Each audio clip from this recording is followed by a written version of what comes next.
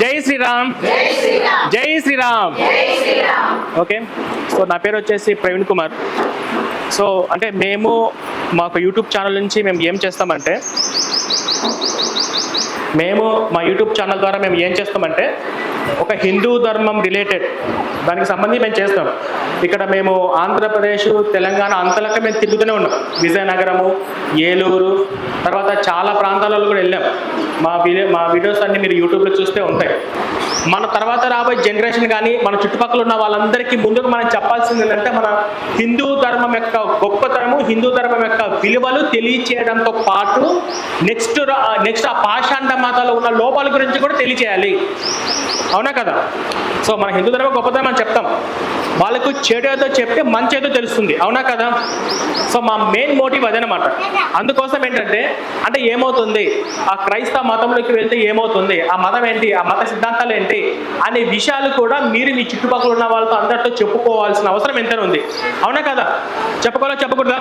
చెప్పుకోకపోతే ఏమవుతుంది, వాళ్ళు తెలుగు 2 రాష్ట్రాల్లో 3 లక్షల మంది పాస్టర్లు, 1,00,000 మంది ఇవాంజలిస్టులు, వీళ్ళందరూ కలిసి ఎవరు ఎప్పుడు దొరికితే హిందువులని మతం మార్పిడి చేసి చర్చికి తీసుకెళ్దామా అని కాపు కాచుకొని గుంట నక్కలాగా ఈ ముఠాలు ఉన్నాయి.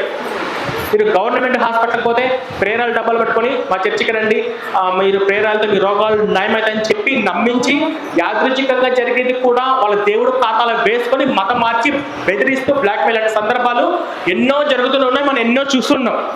సో వీటన్నిటి గురించి చెప్తేనే కదా తెలిసేది వాళ్ళకి, మన ఈ పిల్లలకి చెప్పాలి. సో ఈ పిల్లలకి చెప్తే అప్పుడు వాళ్ళు ముందు అలర్ట్ అవుతారు. ఫర్ ఎగ్జాంపుల్, ముస్లిం పాప ఉంది, ఇంత ఏజ్ పాప అనుకోండి. ముస్లిం పాప, ఇంత ఏజ్ పాప ఈ గుడి కాడికి వచ్చి బొట్టు పెట్టుకొని ప్రసాదం తిని వెళ్తే ఆ ముస్లిం పాప పేరెంట్స్ ఒప్పుకుంటారా? ఇప్పుడు ఇదే పాప క్రిస్టియన్ అనుకోండి, ఈ పాప ఫ్రెండ్ ఈ వయసులో ఉన్న క్రిస్టియన్ పాప ఈ పాపతో పాటు గుడి కాడికి వచ్చి బొట్టు పెట్టుకొని మీతో పాటు ఇలా మంత్రాలు అవన్నీ చదివి ప్రసాదం తిని వెళ్తే ఆ క్రిస్టియన్ పాప పేరెంట్స్ ఒప్పుకుంటారా? కదా? ఇప్పుడు ఇదే పాప మసీదుకి వెళ్ళి వచ్చిన, చర్చికి వెళ్ళి వచ్చిన వాళ్ళ అమ్మాయి ఏమన్నా అంటదా? దగ్గరుండి గుడే కదా, చర్చే కదా, వేసే కదా. అవునా కదా? ఇది పాపం. ఎంత పెద్ద పాపం అంటే, ఈ పాపము మన తాతలు మన నాన్నలు చేశారు, మన నాన్నలు మనకు చేస్తున్నారు. ఇలా చెయ్యబట్టే 90% ఉన్న హిందువులు 60% పడిపోయారు. చాలా పెద్ద తప్పు ఇది. జస్ట్ 35 కోట్ల మంది జనాభాలో 90% హిందువులు ఉన్నారు. స్వతంత్రం వచ్చిన తర్వాత ఈరోజు 140 కోట్ల మంది జనాభాలో 60% హిందువులు ఉన్నారు. దేశంలో ఎక్కువ జనాభా కలిగిన దేశం అంతే. ఎందుకు? ఈ తప్పు చేశారు మీరు. సెక్యులర్, ఏ దేవుడైనా, ఏ మతమైనా, ఏ సిద్ధాంతమైనా ఒకటే కదా చెప్తుందనే భావన ఏది, వాళ్ళే ప్రమాదం. ఆ ముస్లిం సిద్ధాంతాలు కాదు, క్రైస్తవ సిద్ధాంతాలు కాదు, అందరూ ఒకటే, ఏదైనా ఒకటే అని అనుకున్న వాళ్ళే డేంజర్. అవునా కదా? పోనీ ఇంకొక ఎగ్జాంపుల్ చెప్తాను. మనం తెలుసుకోవాల్సింది ఏంటంటే, మన శత్రువులు ఎవరు, శత్రువులు ఎట్లాంటి వాళ్ళు అనేది ముందుకు మనం పసిగట్టాలి. మన చరిత్రలో హిందూ ధర్మం కోసం స్వతంత్రం కోసం పోరాటంలో చనిపోయిన సైరా నరసింహారెడ్డి గారి చరిత్ర తెలుసు కదా. అతన్ని పట్టించింది మన హిందువులే కదా బ్రిటిషర్లకి. ఇప్పుడు నాలుక కోసి కళ్ళల్లో చెక్కి శంభు సినిమా కూడా వచ్చింది. సినిమా పేరేంటి? చావా. అతన్ని పట్టించింది మన వాళ్ళే కదా, వీళ్ళే కదా. అసలు అది పెద్ద దేశం మన భారతదేశము. ఈ దేశంలోకి వచ్చినటువంటి బ్రిటిషర్స్లు అందరూ వచ్చారు కదా. ఈ బ్రిటిషర్స్లు అందరూ ఇక్కడ మన వీక్నెస్ మన వాళ్ళకి చెప్పకపోతే తెలిసేదా? అంటే మన వాళ్ళే శత్రువులు. మన వాళ్ళు మనతోటే, మన చుట్టుపక్కల, మన ఇంటి పక్కల ఉండి మన సమాచారము మన శత్రువులకు ఇచ్చి మన ప్రాణాలతో పాటు దేశానికి కూడా వ్యతిరేకంగా తయారవుతున్నారు. ఆ వాళ్ళు ఎవరు? మన శత్రువులు ఎవరు? వాళ్ళు ఎవరు అంటే, అన్ని మతాలు ఒకటే, ఏ మతమైనా, ఏ దేవుడిని ఒకటే సెక్యులర్ అన్న భావన కలిగిన వాళ్ళు మాత్రమే ప్రమాదకరం. మన హిందువులు, మన ధర్మం, మన వాళ్ళు అని అనుకున్న వాళ్ళు మాత్రమే మనకు కావాలి. ఎగ్జాంపుల్, రోడ్లో ఒక ముస్లిం అబ్బాయిని కొడుతున్నారు అనుకోండి, మిగతా ఉన్న ముస్లిమ్స్ అందరూ సపోర్ట్గా వస్తారు. అవునా? మనోడు ఒకడెవరో చర్చిలో, అసలు అంతెందుకండి, ఒక పాస్టర్ చనిపోయాడు, జస్ట్ యాదృచ్ఛికంగా యాక్సిడెంటే కింద పడి చనిపోయాడు అని చెప్పేసి ఆల్రెడీ కిషోర్ ఎస్పీ గారు డిక్లేర్ చేసేసారు. సీసీ కెమెరాలో రికార్డ్ అయింది.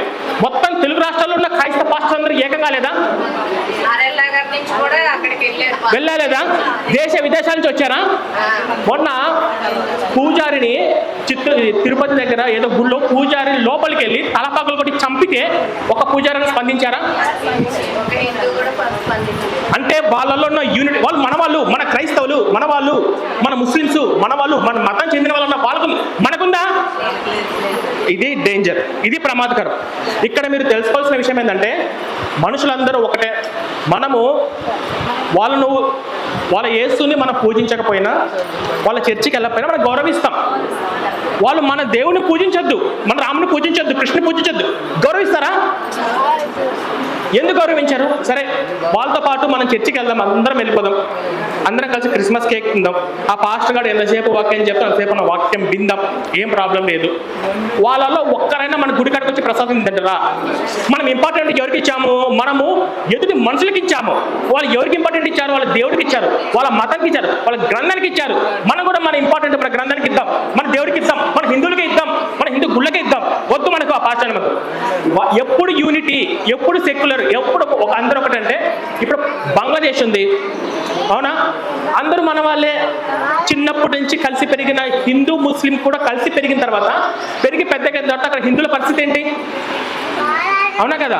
మన భారతదేశంలో జైల్లో ఉన్నా పర్వాలేదని చెప్పేసి పాకిస్తాన్ నుంచి, బంగ్లాదేశ్ నుంచి పరిగెత్తుకుంటూ రాలేదా?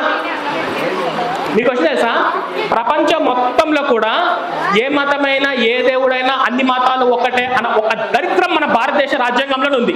పాకిస్తాన్ దేశము ముస్లిం దేశమా, సెక్యులర్ దేశమా? అక్కడ క్రిస్టియన్స్, హిందువులు ఉన్నారు కదా, ఎందుకైంది? బంగ్లాదేశ్ సెక్యులర్ దేశమా, ముస్లిం దేశమా?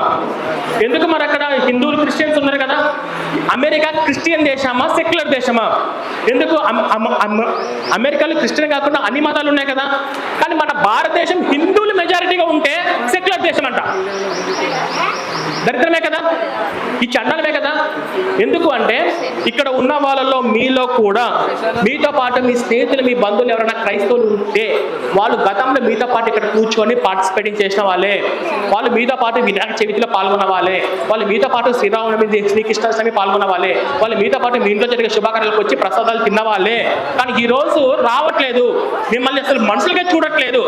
కారణం ఏంటి? వాళ్ళు మూలం ఏంటంటే ఆ మతంలో ఉన్నటువంటి సిద్ధాంతాలు ఏవైతే ఉన్నాయో అదే ప్రమాదకరం. ఎందుకంటే వాళ్ళు ప్రసాదం తినట్లేదంటే వాళ్ళు తప్పు కాదు, ప్రసాదం తినొద్దని చెప్పి వాళ్ళ బైబిల్లో రాయబడింది. వాళ్ళు దేవుడు, మా దేవుడు తప్ప వేరొక దేవుడు లేడు, మా దేవుడు ఒక్కడే దేవుడు, మా దేవుడు నిజమైన దేవుడు అని వాళ్ళు ఎలా అనగలుగుతున్నారంటే వాళ్ళు పట్టుకున్న గ్రంథంలో అదే ఉంది. ఓకేనా? ఇక్కడ ఉన్న ప్రతి ఒక్కరికి నేను మీకు తెలియజేసేది ఏంటంటే, ఇప్పుడున్న వాళ్ళు, మీరు, మీ చుట్టుపక్కల ఉన్న వాళ్ళు, మీ స్నేహితులు ఎవరన్నా కానీ క్రైస్తవులు ఉంటే అలర్ట్గా ఉండండి. మీ అందరికీ మీ పిల్లలు ఉన్నారా? మీ పిల్లలు ఎవరితో స్నేహం చేస్తున్నారు? ఒకసారి కంట కనిపెట్టుకుంటా ఉండండి. మీ పిల్లలు పొరపాటుగా చర్చికి వెళ్ళొచ్చారా? గట్టిగా చంపకేసి కొట్టండి. వాళ్ళు చర్చికి వెళ్తే మీ పిల్లలు చర్చికి వెళ్తున్నారా? దేశానికి విరోధులుగా తయారవుతారు. మీ పిల్లలు చర్చికి వెళ్తున్నారా? వాళ్ళు సంస్కృతికి, నైతిక విలువలకు, మానవత్వానికి, గౌరవానికి, సాంప్రదాయానికి, దేశభక్తికి, వీటన్నిటికీ దూరం అవుతారు. అలా దూరం అయ్యే విధంగా వాళ్ళ మతాన్ని ప్రేరేపిస్తుంది. మీరు మీ పిల్లలకి సంస్కారం నేర్పకపోతే వాళ్ళు మీకు అంత్యం సంస్కారాన్ని కూడా పెట్టారు. మీరు ఎన్నోసార్లు వార్తలు, టీవీలలో చూస్తూనే ఉంటారు. మతం మారే కారణంగా కన్న తండ్రికి కూడా తలకోరు పెట్టిన కొడుకు వింటుంటారా? దానికి కారణం ఆ బైబిల్ ప్రిన్సిపల్స్. చనిపోయిన శవం కూడా క్రైస్తవ ప్రకారం జరిగితేనే నేను వస్తాను అనుకున్న వాళ్ళు కూడా చాలా మంది ఉండి తలకోరి కూడా పెట్టింది లేదు. అలాంటి సాంప్రదాయము ఆ క్రైస్తవ మతం మన భారతదేశానికి సంబంధించింది కాదు. ఈ దేశంలో హిందువులు ఉన్నంత వరకే, హిందువులు మెజారిటీగా ఉన్నంత వరకే మీరు ఇక్కడ రేపు వినాయక చవితి జరుపుకుంటారు. హిందువులు మెజారిటీగా ఉన్నంత వరకే రేపు ఉగాది జరుపుకుంటారు, కృష్ణాష్టమి జరుపుకుంటారు.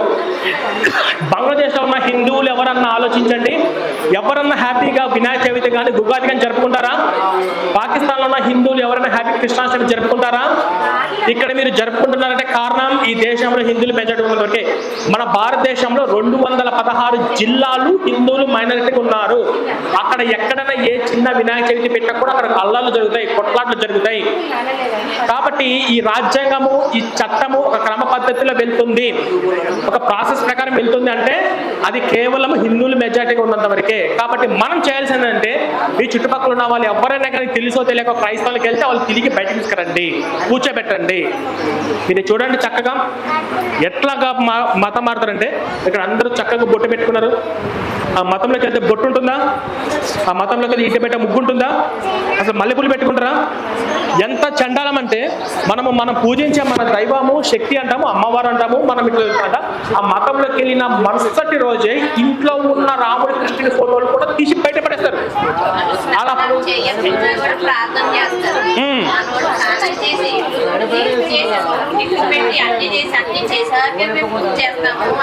అవును, అది కాదు. మనసు శుద్ధిగా పెట్టుకొని ఎప్పుడైనా మనం మానసికంగా పూజ చేసుకోవచ్చు. ఖచ్చితంగా. ఇప్పుడు చెప్తా చూడండి. ఇప్పుడు ఇక్కడ మీరు ఇంతమంది ఉన్నారు కదా, మీరు నెలకు ఎన్నిసార్లు మీ పిల్లల్ని మీరు గుడికి తీసుకెళ్తారు?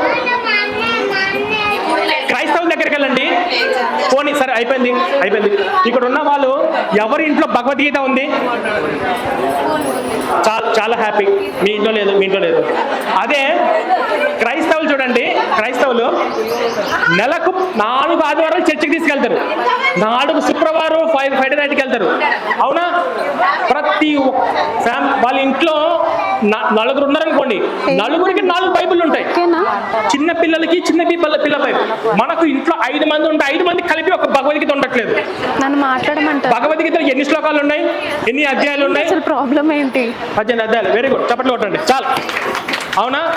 మనము భగవద్గీత రోజు ఒక శ్లోకం మీరు పిల్లలతో కూర్చోబెట్టి చెప్పండి. సెల్ ఫోన్ మొబైల్స్ కాదు.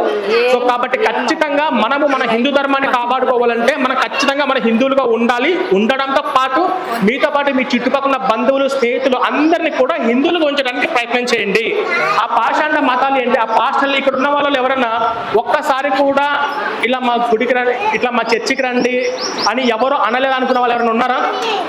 ఎప్పుడైనా మిమ్మల్ని బలేసారా? మా చర్చికి రండి పాస్టర్ వేశారా? వెరీ గుడ్ కదా. ఇప్పుడు ఇక్కడ ఉన్న వాళ్ళు బైబిల్ అంటే ఏంటి, యేసు అంటే ఏంటి అనేది అందరికీ బైబిల్ గురించి ఒక చిన్న బేసిక్ ఇన్ఫర్మేషన్ కోసం ఈ బుక్లెట్లు ఇస్తాను. మీరు అందరూ ఒకసారి చదవండి. మీ ఇంటికి వెళ్ళి చదివిన తర్వాత వీటి గురించి ఒకసారి పూర్తిగా చదివితే బైబిల్ ఏంటి, బైబిల్ ఎంత బూతులు ఉన్నాయి, అసలు యేసు ఏంటి, ఆ దరిద్రం ఏంటో మీకు అర్థమవుతుంది. 1-2 మాటల్లో చెప్పాలంటే యేసుక్రీస్తే క్రిస్టియన్ కాదు, తెలుసా? యేసుక్రీస్తు పుట్టింది యూదా మతంలో పుట్టాడు, యూదా మతంలో చచ్చిపోయిండు. అది కూడా ఆ తర్వాత ఆయన పేరు మీద కొత్త మతాన్ని క్రియేట్ చేశారు, అదే క్రిస్టియన్ మతం. అసలు యేసుక్రీస్తు కూడా ఆయన దేవుడు కాదు. ఆయన దేవుడు అంటే అది యేసుకే అవమానం, తెలుసా మీకు? ఆయన నా దేవ ఎలా చేయించింది, ఆయన పరలోకమందున మా తండ్రి అని చెప్పి యేసు తన తండ్రి కోసం ప్రార్థన చేశాడు. ఇవన్నీ కూడా మీకు ఈజీగా అర్థం అవ్వాలంటే ఈ పుస్తకం ఒకసారి అందరూ కూడా చదివితే మీకు అర్థమవుతుంది. మరి ముఖ్యంగా అంటే గుర్తుపెట్టుకోండి, తెలుగు భాష మర్చిపోవద్దు. టెక్నాలజీ డెవలప్ అయింది, ఇంగ్లీష్ ఇంపార్టెంటే. మీరు మీ పిల్లలందరూ కూడా తెలుగు చూస్తే చదవలేని స్థితిలో ఉన్నారు. అది చాలా ప్రమాదం.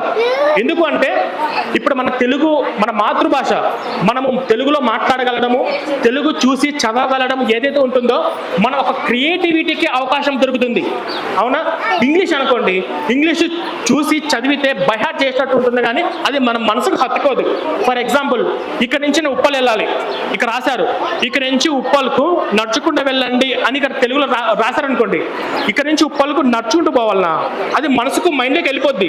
నడుచుకుంటూ నేను ఎందుకు వెళ్తా, కార్లో పోవచ్చు కదా, బైక్లో పోవచ్చు కదా, ర్యాపిడో బుక్ చేసుకొని పోవచ్చు కదా, ఎట్టైనా ఉప్పల్కి చేరాలంటే ఇలా ఓన్గా క్రియేటివిటీ ఆలోచన తెలుగు భాష మనం బాగా తెలుసుకున్నప్పుడే, చదవగలిగినప్పుడే మాత్రమే అర్థమవుతుంది. అదే ఇక్కడ ఉప్పల్కి వెళ్ళాలని చెప్పేసి ఇంగ్లీష్లో రాయబడింది అనుకో, అంతే ఇక ఇంగ్లీష్లో ఉప్పల్కు నడుచుకుంటూ పోవాలంటే కళ్ళు మూసుకొని ఇంకా నడుచుకుంటూనే పోతుంటారు. అది మనసుకు హత్తుకొని ఆలోచించి ఒక క్రియేటివిటీకి అవకాశం లేదు. కాబట్టి మీరు మీ పిల్లలకి ఇంగ్లీష్ మీడియంలో జాయిన్ చేయించినప్పటికీ కూడా తెలుగు చూస్తే చదవగలడము, తెలుగు చూస్తే అర్థం చేసుకునే విధంగా మీరు మీ పిల్లలకు ట్రైన్ చేయండి. చిన్నప్పుడు మనము కాశీపట్నం విశిష్టత ఉండేదా? మనం చదువుకున్నప్పుడు వేములవాడ గురించి ఉండేదా? ఆ తర్వాత మనకు సంజీవన మొక్క కోసము ఆంజనేయ స్వామి తీసుకెళ్ళిన ఇప్పుడు ఉన్నాయా? ఎడ్యుకేషన్ సిస్టమ్ మొత్తం మార్చేశారు. మనం చెప్పాలి, కూర్చోబెట్టి చెప్పాలి. రామాయణంలో రోజు ఒకటి చెప్పండి, భగవద్గీత రోజు ఒక శ్లోకం చెప్పండి. ఇది మనం నేర్పిద్దాం, ఓకేనా? మరి కొన్ని విషయాలు మా శివాళి గారు చెప్తారు. జై శ్రీరామ్, జై శ్రీరామ్, జై శ్రీరామ్. మేము ఇటువంటి ప్రోగ్రామ్స్ మేము ఎన్నో చేయాలంటే, ఇలా ఎంతమందిని కూర్చోబెట్టి మేము మోటివేషన్ చేయాలంటే మాకు చాలా ఆర్థికంగా కూడా అవసరం ఉంటుంది. అర్థం చేసుకోండి. నేను నా టీం మొత్తం తీసుకొని ఇంత దూరం వచ్చి ఇక్కడంతా కూడా వాళ్ళకి మోటివేషన్ చేయడం కోసము మన పుస్తకాలు ఇవ్వబట్టి ఇక్కడ కొంతమంది ధైర్యంగా ఉన్నారు. సో కాబట్టి ఖచ్చితంగా మీ యొక్క ఆర్థిక సపోర్ట్ నాకు అవసరము. ఈ వీడియో చూసిన ప్రతి ఒక్కరు మన ప్రోగ్రామ్స్ మీకు నచ్చినట్టయితే ఒక సపోర్ట్ చేయండి, ఓకేనా? Thank you so much.